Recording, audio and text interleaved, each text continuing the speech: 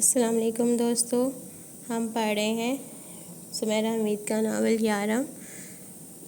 M sorry میں کافی دنوں بعد حاضر ہوئی ہوں۔ میں نے آپ کو پہلے بتایا تھا کہ مجھے استھما پرابلم ہے، جس کی وجہ سے تھوڑی سی میری طبیعت ٹھیک نہیں تھی، اس لیے میں لیٹ ہو گئی۔ تو لیکن انشاءاللہ میں کوشش کروں گی کہ اب کوئی گیپ نہ آئے۔ تو چلیے سٹارٹ کرتے ہیں۔ آج اس کی ایپیسوڈ نمبر 3۔ سٹارٹ کرنے سے پہلے آپ سے ایک ہی بات کہوں گی، میری آڈیو کو لائک کریں، شیئر کریں اور چینل کو سبسکرائب کریں۔ اسے کوئی لینے نہیں آیا تھا، وہ 3 گھنٹے سے انتظار کر رہی تھی، لیکن اسے انتظار سے کوئی مسئلہ نہیں تھا۔ وہ اگلے 3 گھنٹے اور انتظار کر سکتی تھی، بلکہ وہ 3 دن بھی انتظار کر سکتی تھی۔ اب اسے کوئی مسئلہ نہیں تھا بھائی۔ اسے اپنے نام کا بورڈ دور سے آتا ہوا نظر آیا۔ لانگ کراس بیگ لٹکائے ایک چائنیز مکس کورین لڑکی بھاگتی ہوئی آ رہی تھی۔ میں ہوں امرہ، وہ لپک کر اس کورین لڑکی کی طرف لپکی، ورنہ جس تیزی سے وہ بھاگ رہی تھی ایسا لگ رہا تھا اسے لینے نہیں بائے بائے کہنے آئی ہے۔ او سلام، سوری مجھے دیر ہو گئی۔ کوئی بات نہیں، چلیں۔ امرہ نے سلام کا جواب دیا کہ اسے اچھا لگا اس نے ہیلو کے بجائے سلام کہا۔ دراصل جسے تمہیں لینے آنا تھا اس کا ایکسیڈنٹ ہو گیا آتے ہوئے، پھر مجھے آنا پڑا۔ زیادہ انتظار تو نہیں کرنا پڑا۔ وہ شرمندہ ہو رہی تھی کہ کوئی اسے وقت پر لینے نہیں آ سکا۔ امرہ کی شکل بنی، پھر اس کی ہنسی نکل گئی۔ ہانا اس کے آگے چلنے لگی۔ وہ اتنی تیزی سے چل رہی تھی کہ امرہ کے لیے اس کا ساتھ دینا مشکل ہو رہا تھا۔ دونوں ٹیکسی میں بیٹھ گئیں، بلڈنگ تک آئیں، سامان اوپر لائیں اور فلیٹ کے اندر آ گئیں۔ فلیٹ خالی تھا، 2 کمرے سامنے، چھوٹا سا لاؤنج اور لاؤنج کے سامنے ہی اوپن کچن۔ امرہ کی آنکھیں اعزاز پہ کھل گئیں۔ ایسا صاف ستھرا فلیٹ میرے لیے، واؤ۔ ہانا اسے ایک کمرے میں لے آئی جہاں 2 سنگل بیڈ رکھے تھے اور نہ جانے کیسے جگہ نکال کر فرش پہ ایک فولڈنگ میٹرس بچھایا تھا۔ جہاں میٹرس بچھا تھا یقیناً وہ ان کے چلنے پھرنے کی چند قدمی جگہ تھی۔ یہ آپ کا بستر ہے، اس نے فرشی بستر کی طرف اشارہ کیا اور امرہ کا منہ بن گیا۔ وہ کیوں سوئے نیچے؟ برائے مہربانی اس کے علاوہ کسی چیز کو ہاتھ مت لگائیے گا، یہ فکرہ اس نے جبراً مسکرا کر لیکن بہت درخواست گزار انداز میں کہا، اور کیونکہ وہ ہاف چائنیز تھی تو ذرا سا جھک کر کہا۔ جب تک وہ تازہ دم ہوئی ہانا نے اسے کافی اور سینڈوچز بنا دیے۔ یہ میری طرف سے۔ چھوٹی سی ٹرے کو آگے کرتے ہوئے اس نے ایسی خوشی سے کہا جیسے اپنے قیمتی خزانے میں سے اسے کچھ عنایت کر رہی ہو۔ امرہ دیکھ کر رہ گئی۔ اتنی لمبی فلائٹ کے بعد اسے یہ چھوٹا سا خوان پیش کیا جا رہا تھا۔ شاید یہ ابتدائیہ ہو اور اصلی سپر کھانا رات میں ہو۔ امرہ سوچنے لگی اور ساتھ اس نے یہ بھی سوچا اگر کوئی غیر ملکی ان کے گھر آیا ہوتا تو پھر بڑی میز کے ساتھ ایک اور میز لگائی جاتی لوازمات کو رکھنے کے لیے، اور یہ ابتدائیہ ہوتا۔ تفصیلی کھانے کی تو بات ہی تفصیلی ہوتی۔ مجھے دیر ہو رہی ہے، مجھے جانا ہے، اور جاتے جاتے بھی وہ پھر کہہ گئی، برائے مہربانی کسی بھی چیز کو ہاتھ مت لگائیے گا۔ لیکن وہ ایک ایک چیز کو ہاتھ لگاتی رہی۔ اسٹڈی ٹیبل پر رکھے نئی اشکال والے پرفیومز کے اسپرے کرنے سے اس نے ابتدا کی۔ دراصل وہ صرف یہ دیکھ رہی تھی کہ وہ کس قدر اصلی ہیں، یعنی کہ یہ جو کہا جاتا ہے کہ پاکستان میں کتنا بھی مہنگا اور ہائی برانڈ کا پرفیوم لے لیا جائے وہ اصل کی کاپی ہی ہوتا ہے۔ اصل نہیں تو یہ کتنا سچ ہے۔ سب کے پرفیومز بے دریغ اسپرے کرتے اسے کچھ حقیقی سچ کا اندازہ ہو رہا تھا کہ پاکستان میں وہ اصل کی کاپی ہی خریدتی رہی ہے۔ پورا فلیٹ معطر ہو گیا اور وہ تھک گئی تو اس نے پرفیومز کی جان چھوڑی، اور پھر وہیں قریب ہی کچھ میک اپ کا سامان رکھا تھا، وہ اسے دیکھنے لگی، البتہ کتابوں پر صرف ایک نظر ڈالی، کیونکہ ان کے ٹائٹل ہی ایسے تھے جیسے ساری مصری تاریخ وہاں نت نئے رنگوں سے سجا کر رکھ دی گئی ہو، اور عہد فرعون سے اسے کوئی دلچسپی نہیں رہی تھی۔ پھر وہ واش روم گئی، ایک ایک آئٹم چیک کیا، فیس واش، باڈی واش، لوشنز، حتیٰ کہ باتھ ٹب کے کنارے رکھی چھوٹی چھوٹی بطخوں کو بھی۔ پھر وہ کچن میں آئی، ایک ایک کیبنٹ کو کھول کر دیکھا، فوڈ آئٹمز کو سونگھا بھی۔ دوسرا کمرہ لاک تھا۔ لاؤنج میں رکھا ٹی وی اس نے آن کیا، پہلے چینل چیک کرتی رہی، پھر ایک میوزک چینل لگا کر کچن میں آ کر نوڈلز بنانے لگی۔ 2 عدد نوڈلز کے پیکٹ بنائے، بڑے پیالے نما باؤل میں ڈالے، ایڈرا اور مایا کو سنتے سنتے کھا گئی۔ باؤل کو میز پر رہنے ہی دیا اور ٹی وی بند کر کے سنگل بیڈ پر آ کر سو گئی۔ 30% ادا کیا تھا انہیں، کوئی مذاق تھا؟ رات کو 12 بجے کا بعد کا وقت تھا جب اسے اٹھایا جا رہا تھا۔ مس پاکستان پلیز اٹھیں، ایک انجانی آواز سے اس کی سماعتیں روشناس ہوئیں۔ پہلے تو وہ سمجھی کہ یہ خواب ہے، سو وہ بس دستور سوئی رہی۔ جب دوبارہ مس پاکستان کی آواز آئی تو اسے حیرت ہوئی کہ وہ دادا لڑکی کی آواز میں کیوں بول رہے ہیں اور اسے سیدھے سیدھے امرہ کیوں نہیں کہہ رہے. لیڈی امرہ پلیز، ورنہ میں آپ کی ناک کے پاس یہ اسپرے کر دوں گی، اینڈ ٹرسٹ می، اس کی بو دنیا کی گندی ترین بو ہے، کئی ہفتوں تک ناک میں گھسی رہتی ہے اور کئی ہفتوں تک کچھ کھانے کو دل بھی نہیں چاہتا. امرہ تو خواب میں دادا کے ساتھ بیٹھی نہاری کھا رہی تھی. اسپرے کا ڈھکن کھلا اور دنیا کی گندی ترین بو اس کی ناک کے قریب آئی. وہ صحیح کہہ رہی تھی، وہ کئی ہفتوں تک جانے والی نہیں تھی. دادا، وہ چلا کر اٹھی. ابھی میں نے اسپرے نہیں کیا. اس نے کندھے جھکا کر اسپرے کی بوتل پر ڈھکن رکھا. وہ اپنی سرخ بوجھل آنکھوں سے گہری سبز آنکھوں والی کو پہچاننے کی کوشش کرنے لگی. اس کی نظر دھندلا رہی تھی اور اس کی آنکھیں نیند کے بوجھ سے بند ہو رہی تھیں. اسے گہرا سبز رنگ ہر طرف تیرتا ہوا نظر آ رہا تھا. اپنے ہاتھ پیر بھی سبز دکھ رہے تھے. اسپرے کی بوتل کا ڈھکن پھر سے کھلا اور اس کی ناک کے قریب آیا. اس نے خفا سے ہو کر ہاتھ سے پرے کیا. اس بار اس کی آنکھیں پوری کھل گئیں. اف، کیا بلا تھی یہ اسپرے! کیا ضرورت تھی اسے ایجاد کرنے کی؟ کیا اس کے بنا ترقی نہیں ہو سکتی تھی مہذب دنیا میں؟ کتنا غیر مہذب انداز ہے یہ! امرہ کی آواز انتہا کی غیر دوستانہ ہو گئی. گہری سبز آنکھیں پھیل گئیں. غیر مہذب! شاید اس نے ہنسنا چاہا لیکن ارادہ ملتوی کر دیا. تم لوگ کتنی بھی بڑی بڑی یونیورسٹیز میں پڑھ لو، بنیادی اخلاقی اصول کبھی نہیں سیکھ سکو گے. امرہ نے اپنی پہلی تقریر کا آغاز مانچسٹر میں آمد کے 24 گھنٹے کے اندر کر دیا. قطعاً دیر نہیں کی. کیوں کرتی دیر؟ اس بار سبز آنکھیں طنز سے اسے دیکھنے لگے. باہر آ جائیے لیڈی امرہ، کہہ کر وہ خود باہر چلی گئی. امرہ کو لیڈی امرہ نام اچھا لگا، پر نہ جانے کیوں اسے شک سا ہوا کہ اسے طنزاً لیڈی کہا گیا ہے. زیادہ سوچنے کی مانچسٹر میں کوئی ضرورت نہیں تھی تو وہ منہ ہاتھ دھو کر باہر آ گئی. جان بوجھ کر زیادہ وقت لگایا کہ کرتی رہیں کھانے پر اس کا انتظار. لیکن باہر لاؤنج میں کوئی کھانے وانے کی میز سجی تھی، نہ ہی کھانوں کی اشتہا انگیز خوشبوئیں آ رہی تھیں. البتہ ایک نہ دو، پورے 5 کا مجمع باہر بیٹھا تھا اور میز پر نوڈلز کا وہ باؤل رکھا تھا جس میں کچھ نوڈلز بچے تھے. اور یہ اتفاق تھا یا ان کا انداز تھا، وہ مجمع اسے دیکھ رہا تھا، گھور رہا تھا. گھور کہنا بھی کچھ غلط نہیں ہوگا ویسے. بیٹھ جائیے، بھورے بالوں والی نے کہا، جس کی ایشیائی طرز کی بالوں کی گوندھی چوٹی دائیں شانے کی طرف ایسے لٹک رہی تھی جیسے کنڈلی مارے بھورا سانپ کھڑکی کی چوکھٹ پر پڑا جھول رہا ہو. امرہ بیٹھ گئی. شاید کھانے سے پہلے متعارف ہونا ہوگا، یہ مس پاکستان ہے. امرہ، ہانا نے کہا. ہانا کا وہ دوستانہ جوش کہاں گیا؟ امرہ نے ایسے ہی سوچا. ہائے، میں لیلی ہوں، کول ہوں، اسکاٹ لینڈ سے ہوں. ہائے، میں لیلی کول ہوں، اسکاٹ لینڈ سے ہوں. اسپرے والی نے اپنا تعارف کروایا. میں شرلی مارگوٹ، بھورے بالوں والی نے کہا، لیکن وہ مسکرا نہ سکی. آئی ایم بیٹی لو، میں جرمنی سے ہوں. بہت لمبی اور بہت ہی پتلی بیٹی لو نے بے طرح مسکرا کر کہا. امرہ دیکھ رہی تھی کہ اس کی ہنسی اس کی آمد سے ہی قابو سے باہر ہوئی جا رہی تھی. میں عذرا ہوں، شکاگو سے. لڑکھڑاتی اردو میں آواز آئی. مردانہ ہیئر سٹائل کی حامل، جسے وہ صوفیہ کرسٹینہ ٹائپ سمجھ رہی تھی، وہ عذرا نکلی. یعنی اگر شرلی کی لمبی چوٹی عذرا کی لگا جاتی تو شاید پھر کہیں جا کر بس تھوڑی سی وہ عذرا لگتی. پر خیر، وہ جان جائے گی اب یہاں جو ہوگا وہ کم ہوگا اور جو نہیں ہوگا وہ حیران کن نہیں ہوگا. میں نے آپ سے کہا تھا نا کسی چیز کو ہاتھ نہیں لگانا. ہانا نے بولنا شروع کیا. میں صرف واش روم گئی تھی. وہ صاف مکر گئی. ہانا کا منہ کھل گیا. یہ جھوٹ بول رہی ہیں شرلی. شرلی نے آنکھ سے اشارہ کیا ہانا کو اور ہانا خاموش ہو گئی. یہ شرلی نے میز پر رکھے باؤل کی طرف اشارہ کیا. مجھے کیا معلوم اس کے بارے میں، یہ تو پہلے سے یہاں رکھا تھا. شرلی کے صرف یہی کہنے پر وہ حقیقتاً ڈر سی گئی اور اسے افسوس ہوا کہ اس نے سارے نوڈلز کھا کر باؤل کو دھو کر کیوں نہیں رکھا. ابھی امرہ نہیں جانتی تھی کہ وہ باؤل دھو کر بھی رکھ دیتی تو بھی انہیں معلوم ہو جاتا کہ ہانا کے نوڈلز کہاں گئے. ٹھیک ہے امرہ، آپ جا کر سو جائیں. سوری آپ کو ڈسٹرب کیا، شرلی نے کہا. اور کھانا؟ وہ کھڑی ہو کر پوچھنے لگی. وہ پانچوں پہلے اسے پھر آپس میں ایک دوسرے کو دیکھنے لگی. بیٹی لو نے گو منہ پر ہاتھ رکھ لیا، لیکن امرہ دیکھ سکتی تھی کہ اپنی ہنسی کو قابو کرنے کی کوشش کر رہی تھی. ابھی آپ کو اور بھوک لگی ہے؟ عذرا نے پوچھا. نہیں، بھوک تو نہیں لگی، پھر بھی کھانا تو کھاتے ہیں نا.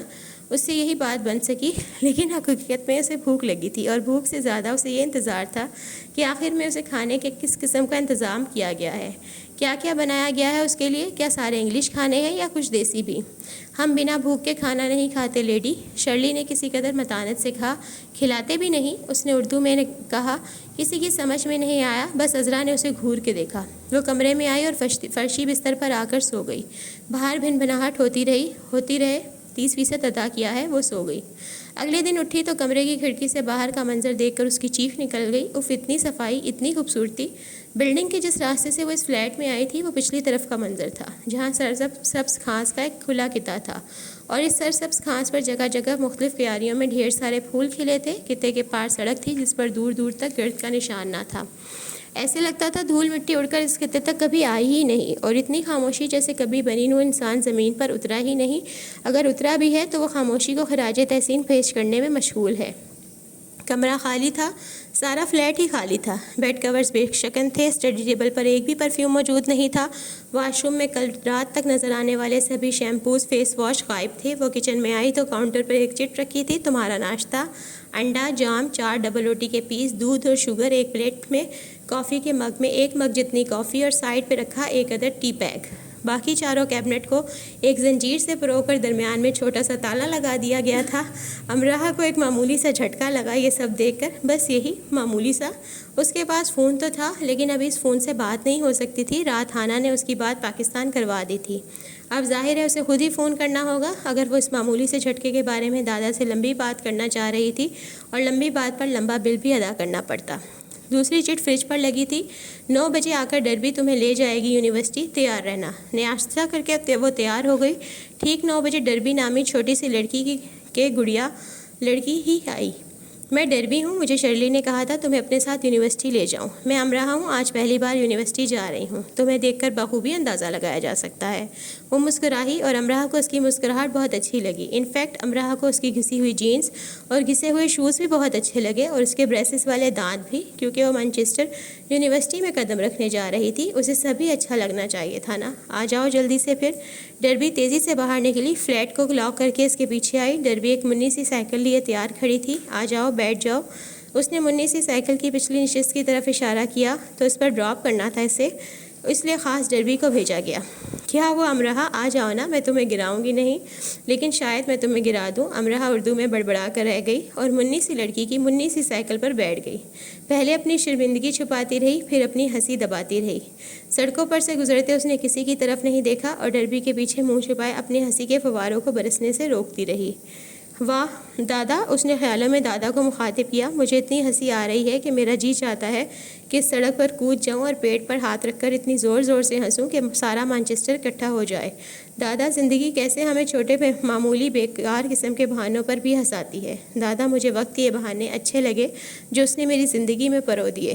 اس دوران بار بار اس کی نظر ڈربی کے ان چند بالوں کی طرف اٹھ جاتی تھی جنہیں ڈربی نے سر سے بہت اوپر اٹھا کر چنی منی سی پونی باندھ رکھی تھی، اور جو خدا معاف کرے پونی ٹیل کے نام پر خاصا گہرا کلنک کا ٹیکا تھا۔ ہوا میں لہراتے وہ کسی چھوٹی چڑیا کی دم جیسے لگ رہے تھے جو ایک ہی جگہ پر پھدکنے کی ناکام کوشش کر رہی تھی۔ ڈربی سنجیدگی متانہ سے ایسے سائیکل چلا رہی تھی جیسے شاہ اردن کی سونے کی بگھی دوڑا رہی ہو۔ سارا راستہ وہ امراح کی ہنسی کی آبشاروں کی بوچھار سہتی رہی۔ اسے اتارنے کے بعد وہ بولی بھی تو صرف اتنا، کتنی موٹی ہو تم، جاگنگ کیا کرو۔ ڈربی کیسے اپنی سائیکل پر گھسیٹ کر اسے وہاں تک لائی تھی وہ اس کی پیشانی کا پسینہ بتا سکتا تھا۔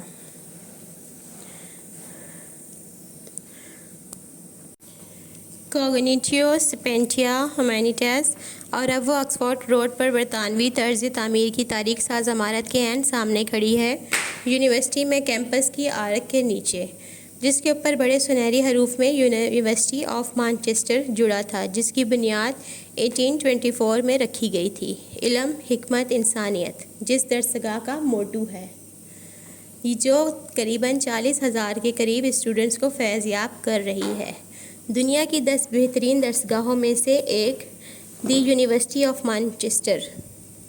وہ مین کیمپس کو اور آرک کو امریکن انداز میں دیکھنے لگی۔ اس طرز تعمیر کی عمارتیں اس نے لاہور میں بھی دیکھی تھیں، یہ اسے کچھ لاہور جیسا عجائب گھر جیسی بھی لگی۔ اسے یہ نہیں معلوم تھا اندر کیسا جہان آباد ہے، دنیا کے کیسے لائق فائق قابل اساتذہ یہاں اکٹھے کیے گئے ہیں، کیسے کیسے شاگردوں کے استاد بنا دیے گئے ہیں۔ ہاں، ابھی فی الحال وہ کچھ نہیں جانتی تھی، اور یہ بھی نہیں جانتی تھی کہ وہ بہت جلد سب کچھ جان جائے گی، بہت کچھ۔ اسٹوڈنٹس کا جم خفیر ایسے اندر جا رہا تھا جیسے اندر کوئی چیز مفت تقسیم کی جا رہی ہو، جیسے کہ بریانی یا اٹلی کا وہ مشہور پیزا جو اٹلی میں بھی نہیں ملتا۔ آ جاؤ امراح۔ ڈربی کافی آگے جا چکی تھی۔ امراح اس کے ساتھ چلنے لگی، سائیکل کو سٹینڈ پر کھڑا کیا اس کی آنکھیں تیزی سے اطراف کا جائزہ لے رہی تھیں. اس کی سمجھ میں نہیں آ رہا تھا کس طرف دیکھے اور کس طرف کو چھوڑے، اور دل یہ بھی چاہ رہا تھا سب ایک ہی بار جلدی سے دیکھ لے، یعنی سب کو. اسٹوڈنٹس کی آمد و رفت بھی تیزی تھی اور پھرتی بھی، اور وہ ایسے تھی جیسے کہ پھرتی اور تیزی سے ہم کبھی ملے نہیں، اور سست روی سے ہماری بہت دوستی چل رہی ہے. امرا تیز چلو نا. ڈربی نے 20 قدم آگے جا کر گردن موڑ کر اسے آواز دی. اس آواز پر اس نے ذرا سی تیزی دکھائی اور 15 قدم قریب ہو گئی. ڈربی سرسبز گراؤنڈ میں گروپ کے پاس جا کر کھڑی ہو گئی اور اس کی طرف اشارہ کیا. امرا کا تو اتنی دور سے ہی ذرا سا دم نکل گیا.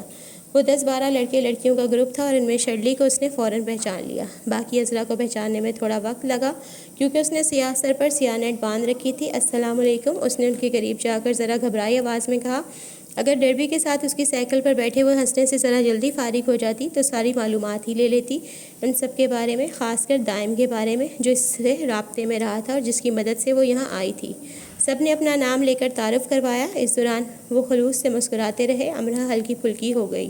یہ سب تو بہت اچھے ہیں. وہ تو بلا وجہ دباؤ میں آ گئی تھی. دائم اور 2 لڑکیاں اٹھیں اور اسے ساتھ لے کر یونیورسٹی کینٹین میں آ گئیں اور اسے کافی پلائی. جب وہ کافی کی آخری چسکی لے چکی اور گروپ کے لیڈر دائم اور گروپ کی لڑکیوں نوال اور بریرہ کی خوبصورتی کو دل ہی دل میں داد دے چکی تو دائم نے کچھ یوں بات شروع کی. مس امرا، کیا آپ مجھے مکمل سنجیدگی اور توجہ سے سننے کا وعدہ کریں گی؟ میں وعدہ کرتی ہوں، اس نے ٹھیک اسی انداز میں کہا جس میں بچے کے ایک ہاتھ میں چاکلیٹ چھپا کر دوسرے ہاتھ کو آگے کر کے کہتے ہیں پکا وعدہ میں رات کو چاکلیٹ نہیں کھاؤں گا. گڈ، کیونکہ مجھے شک سا ہے اس لیے پھر کہہ رہا ہوں درمیان میں مت بولیے گا. امرا کو اس کی بات کچھ شک سا ہے بری لگی، لیکن اس نے نظر انداز کر دیا. اور کر بھی کیا سکتی تھی؟ آپ مانچسٹر آ چکی ہیں، مجھے نظر آ رہا ہے. امرا کو دائم کی بے وقوفی پر ہنسی آئی. امرا، دائم نے اسے ایسے دیکھا جیسے کہا دیکھا میں جانتا تھا تم ضرور درمیان میں ہی بولو گی. امرا نے اس کے تاثرات جان لیے اور وہ مجھ بیچاری پر رحم کرو میں تو بس بھول گئی کا تاثر دیتی خاموش ہو گئی. ہم 3 لوگ جو آپ کے سامنے بیٹھے ہیں، ہم نے اور کچھ ان دوستوں نے جو تعلیم مکمل کر چکے ہیں جو ہم سب سے سینئرز ہیں، ایک منصوبہ بنایا تھا کہ کیوں نہ ہم اپنی ذاتی کوششوں سے لائق فائق قابل پاکستانی اسٹوڈنٹس کو اسکالرشپ دیں. ہم انہیں اپنے جمع کیے گئے فنڈ سے یہاں بلائیں تاکہ اپنے ان پاکستانی اسٹوڈنٹس کو جو لائق تو ہیں لیکن اچھی تعلیم افورڈ نہیں کر سکتے، انہیں آگے بڑھنے کا اور غیر ملکی سطح پر اپنا آپ منوانے کا موقع مل سکے تاکہ یہ سب پھر پاکستان کی ترقی میں اہم معاون ثابت ہو سکیں. سادہ لفظوں میں ہم بے حد ذہین لیکن بے حد غریب اسٹوڈنٹس کو یہاں بلوا رہے تھے جو پاکستانی یونیورسٹی میں بھی تعلیم حاصل نہیں کر سکتے. ہمارے 30 لوگوں کے گروپ نے مختلف ذرائع سے فنڈز اکٹھے کیے. ہم نے مختلف ایونٹس میں اسٹالز لگائے، کچھ میوزک اور تھیٹر کیا، کچھ ہماری اپنی سیونگ تھی اور کچھ ہمارے والدین، رشتہ داروں، دوستوں اور مختلف کمیونٹیز کے مختلف افراد نے فنڈ دیے اور ہم نے مطلوبہ ہدف پورا کر لیا. ہم صرف 5 اسٹوڈنٹس ہی افورڈ کر سکتے تھے، وہ بھی اس صورت میں اگر وہ یہاں آتے ہی جلد سے جلد اپنی خوراک اور رہائش کا ذمہ داری اٹھا لیتے. اگر ہم انہیں خوراک اور رہائش بھی دیتے تو صرف 3 کو ہی بلوا سکتے. ہمیں 1000 سے زیادہ درخواستیں موصول ہوئیں جن میں سے ہم نے 5 کا انتخاب کیا. باقی کے جو 1000 اسٹوڈنٹس تھے وہ بھی کسی سے کم نہیں تھے، لیکن جن 5 کا ہم نے انتخاب کیا وہ گاؤں اور بہت چھوٹے قصبوں کے رہنے والے تھے. ان کے لیے مانچسٹر یونیورسٹی آ کر پڑھنے کے امکانات صفر تھے. وہ سب یہاں 1 ہفتہ پہلے ہی آ چکے ہیں اور خوشی کی بات یہ ہے کہ آتے ہی انہوں نے اپنی رہائش اور خوراک کا انتظام کر لیا ہے. کیونکہ وہ پڑھے لکھے ہونے کے ساتھ ساتھ ہنر مند بھی ہیں اس لیے انہیں فوراً یہاں جاب مل گئی. ان میں سے گاڑیوں کے لاک ٹھیک کرتا ہے. مجھے آپ کو یہ بتاتے ہوئے بہت فخر محسوس ہو رہا ہے کہ ہم ایک ایسے طالب علم کو یہاں لانے میں کامیاب ہو چکے ہیں جس نے اپنی پرائیویٹ تعلیم میں پنجاب بورڈ میں ٹاپ کیا، اور یہ کام اس نے گاڑیوں کے لاک ٹھیک کرتے اور ایک دن اپنی جاب سے چھٹی نہ کی. ہمیں جتنی درخواستیں موصول ہیں وہ کم و بیش ایسی ہی تھیں، لیکن ایک آپ کی درخواست سب سے مختلف تھی. آپ کی تعلیمی صنعت میں کچھ بھی قابل ذکر نہیں تھا. آپ ان 1000 میں سے صفر تھیں. آپ لاہور جیسے بڑے تعلیمی شہر میں رہتی تھیں جہاں اچھی تعلیمی اداروں کی بھرمار ہے. آپ پڑھنے کے لیے ایک اچھے کالج جاتی تھیں. آپ کے فادر کا پاکستان کے ایک بڑے بازار میں اپنا ذاتی قالین کا سٹور ہے. آپ کے پاس اپنا ذاتی گھر ہے. آپ کوئی جاب بھی نہیں کرتی تھیں، پھر بھی آپ کی تعلیمی قابلیت کچھ بھی قابل ذکر نہیں تھا. آپ کسی بھی طرح اس اسکالرشپ کی مستحق نہیں تھیں. آپ کی درخواست پر جواب بھی نہیں دیا جانا چاہیے تھا، لیکن ہم نے جواب دیا. آپ کی تعلیمی قابلیت دیکھ کر نہیں، آپ کی ذہنی حالت دیکھ کر. اپنی آخری میل میں آپ نے لکھا تھا میں ہوں ہی منحوس ماری، میں جل کر مر جاؤں تو ہی اچھا ہے. اس سطر پر ہم نے ذرا توجہ دی. ہمارے گروپ ممبر نے جو نفسیات کی طالبہ ہیں آپ کی بھیجی گئی دوسری میلز بھی پڑھیں اور اس نے اپنی رائے دی کہ آپ کی ذہنی حالت بہت تباہ کن ہے. کسی بھی طرح کی ناکامیاں اٹھانے کے بعد مزید ناکامی آپ کو بالکل توڑ دے گی اور مایوس ہو کر آپ کچھ بھی کر سکتی ہیں۔ اس لیے ہم نے 1 مہینے کا وقت لیا آپ سے۔ اس صورتحال پر حقیقتاً ہم کافی پریشان تھے۔ ہم اپنے اسکالرشپ دے چکے تھے، آپ کو کیا دیتے، لیکن آپ کو اس کیفیت میں بھی نہیں چھوڑ سکتے تھے۔ اس لیے اس بار ہم نے اپنی پاکٹ منی نکالی، کچھ دوسرے اسٹوڈنٹ سے رابطے کیے اور پھر سے 40 اسٹوڈنٹس نے آپ کے لیے فنڈز اکٹھے کیے، اور بہت مشکل سے، اتنی مشکل سے کہ آپ سوچ بھی نہیں سکتے کہ ہم نے مطلوبہ ہدف پورا کرنے کی کوشش کی۔ ان 40 اسٹوڈنٹس میں عیسائی، مسلم، انڈین، بنگالی، جاپانی، امریکن، فرینچ سب شامل ہیں۔ اس لیے یہاں خاص طور پر میں آپ کو یہ ذہن نشین کروا دوں کہ ان افراد کا اور ان کی اقوام کا احترام آپ پر لازم ہے۔ ہم نے آپ سے پوچھا کہ آپ 50% افورڈ کر سکتی ہیں؟ آپ نے کہا نہیں۔ مجھے یقین ہے کہ اس 50% کے لیے آپ نے اتنی کوشش نہیں کی ہوگی جتنی ہم آپ کے لیے کر رہے تھے، لیکن آپ 30% ادائیگی پر مان گئیں۔ اگر آپ 30% پر بھی نہیں مانتی تو آپ کے لیے مجھے اپنی وہ کار بیچنی پڑتی جو میں نے کالج کے زمانے میں اپنی پارٹ ٹائم جاب کی سیونگ سے خریدی تھی۔ یہ بات یاد رکھنے کے لائق ہے کہ جن 40 اسٹوڈنٹس نے آپ کے لیے فنڈز دیے ہیں وہ بہت امیر کبیر نہیں ہیں۔ سب پڑھنے کے لیے جاب کرتے ہیں، سب پڑھنے کے ساتھ جاب کرتے ہیں اور ایک ایک پینی بچاتے ہیں۔ آپ کو معلوم ہونا چاہیے کہ آپ ہوا میں اڑ کر یا جادو کے زور سے یہاں نہیں آ گئیں۔ ہر روز ہم نے آپ کے لیے میٹنگ کی ہے، صورتحال پر غور کیا ہے، کوئی بھی ایک بھی ہاں کر کے پیچھے نہیں ہوا۔ کمائے گئے اور بچائے گئے ایک ایک پاؤنڈ کو انہوں نے آپ پر انویسٹ کیا ہے۔ انویسٹمنٹ کرنا سمجھتی ہیں آپ؟ انویسٹمنٹ اس لیے کی جاتی ہے کہ پیسے لگانے والے کو نفع ہو، اور یہ فائدہ وہ اس طرح سے لے رہے ہیں کہ تیسری دنیا کا ایک باشندہ تعلیم یافتہ ہو جائے، وہ اپنے ملک و قوم کا سہارا بنے، انہیں آپ کے دیے گئے پورے پیسے واپس کریں گے، انہیں آپ ان کے دیے گئے پورے پیسے واپس کریں گی، 1 پاؤنڈ کم نہ 1 پاؤنڈ زیادہ، اور سارا منافع آپ لے جائیں گی۔ اس سارے منافع یا فائدے کے لیے انہوں نے انویسٹمنٹ کی ہے۔ میری بات کو برائے مہربانی سمجھیں اور یاد تو ضرور ہی رکھیں، جنہوں نے فنڈز دیے ہیں وہ آپ کو نہیں جانتے، کوئی ایک بھی آپ کا نام نہیں جانتا، شکل سے تو بالکل بھی نہیں، تاکہ آپ کی عزت نفس مجروح نہ ہو۔ ہم 3 کے سوا کوئی نہیں جانتا کہ وہ فنڈز آپ کے لیے اکٹھے کیے گئے ہیں۔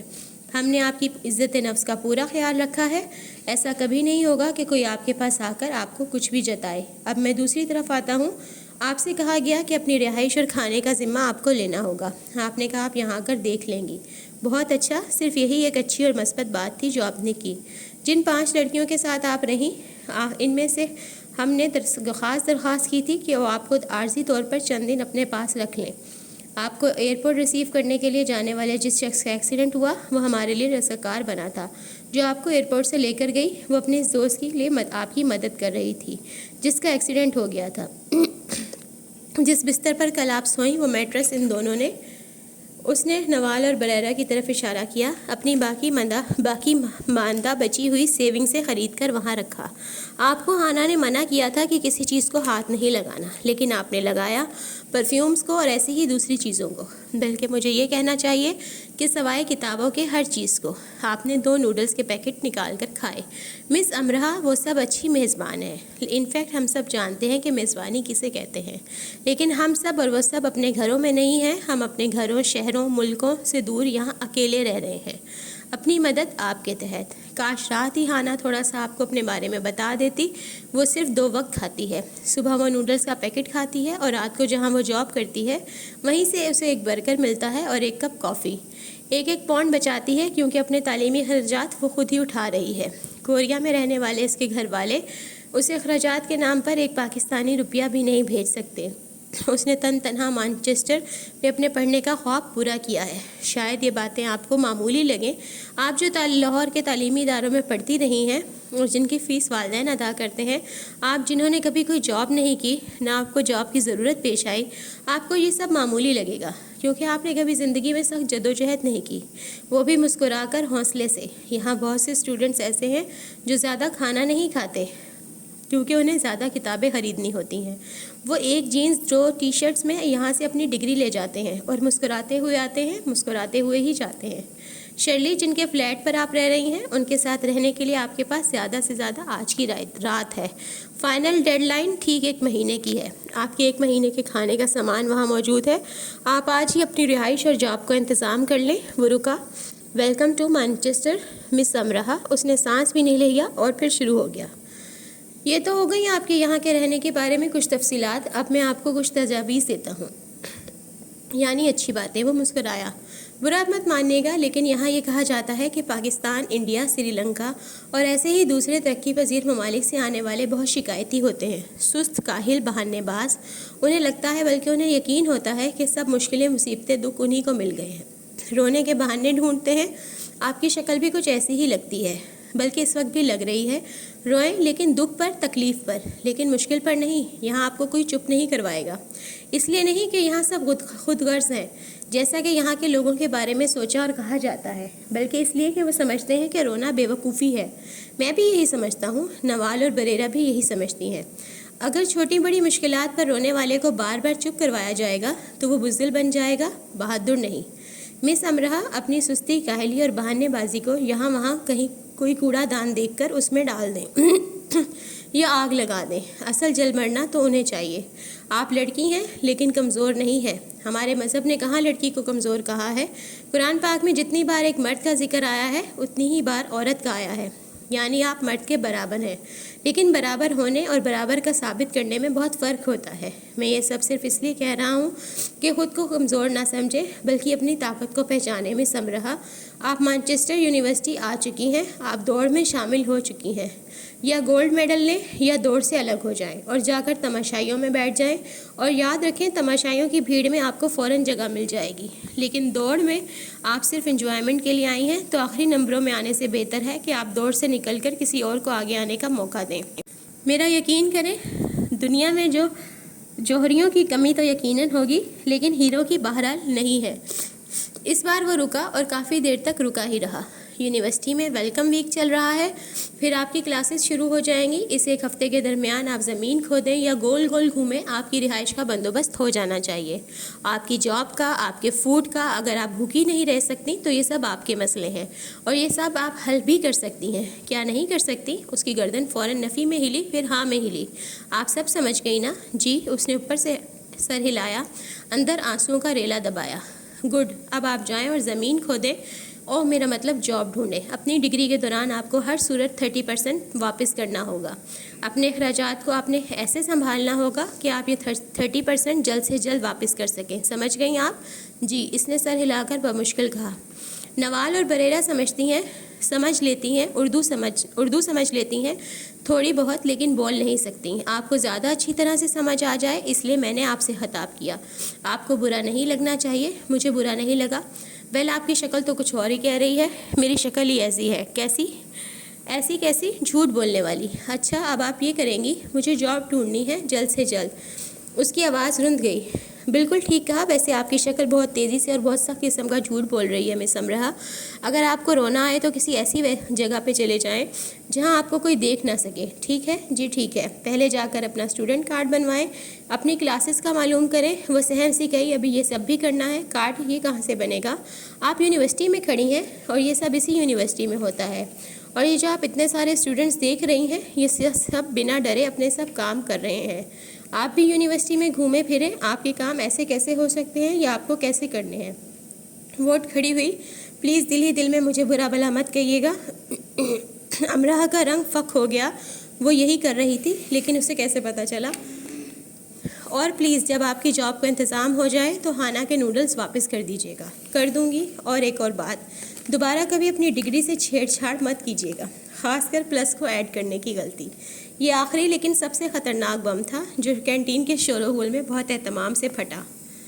وہ ان کی طرف ایسے دیکھنے لگی جیسے ابھی افریقہ کے کسی قدیم قبیلے سے اسے یہی لوگ اٹھا کر لائے ہیں اور بتا رہے ہیں کہ دیکھو، ڈرو نہیں. وہ کوئی جنگلی درندہ نہیں، پیٹرول سے چلنے والی بڑی سی بس ہے جس پر سفر کیا جاتا ہے اور جسے ایک ڈرائیور چلاتا ہے. وہ قطعاً کوئی درندہ یا بلا نہیں. ان تینوں کی شکلیں جیسے کہکوں کی پھلجڑیوں کو اندر ہی اندر بجھا رہے ہوں. ہاں، وہ تینوں اس آخری بات پر ہنسی کو دبانے کی کوشش کر رہے تھے اور اس میں کامیاب بھی تھے. اور وہ دھاڑے مار کر نہ رونے کی کوشش کر رہی تھی اور ناکام ہو رہی تھی. اس کی شکل سب بتا رہی تھی. اسے خیال سے آیا کہ اس کی نحوست کو لے کر اس پر جو حملے کیے جاتے رہے وہ تو کتنے معمولی سے تھے ان حملوں کے مقابلے میں جو مانچسٹر والوں نے اس پر کیے. وہ تو ننھی سی چھوٹی سی بچی تھی. اسے خوش بھی نہ ہونے دیا گیا اور رلا دیا. آنسوؤں کا سمندر اس کی آنکھوں میں تیرتا نظر آنے لگا۔ ان تینوں نے اس کی شکل دیکھی اور بالکل خاموش ہو گئے، پھر بائے کہہ کر اٹھ گئے۔ اگر وہ اس کے اولین استاد تھے تو کمال کے استاد تھے۔ انہوں نے اسے سمندر میں دھکا دے دیا تھا، یا تو ڈوب کر مر جاؤ یا تیر کر ابھر آؤ، یا ڈر کر دبک جاؤ یا کود کر اڑ جاؤ۔ مانچسٹر میں ملنے والا پہلا سبق، مانچسٹر میں سنا جانے والا پہلا لیکچر اور مانچسٹر میں گرائے جانے والے اولین آنسو، مانچسٹر میں خوش آمدید۔ تو دوستو یہ تھی آج کی ایپیسوڈ، امید کرتی ہوں آپ کو پسند آئی ہوگی۔ میری آڈیو کو لائک کریں، شیئر کریں، چینل کو سبسکرائب کریں۔ اللہ حافظ، کل پھر ملیں گے، دعا میں یاد رکھیے گا۔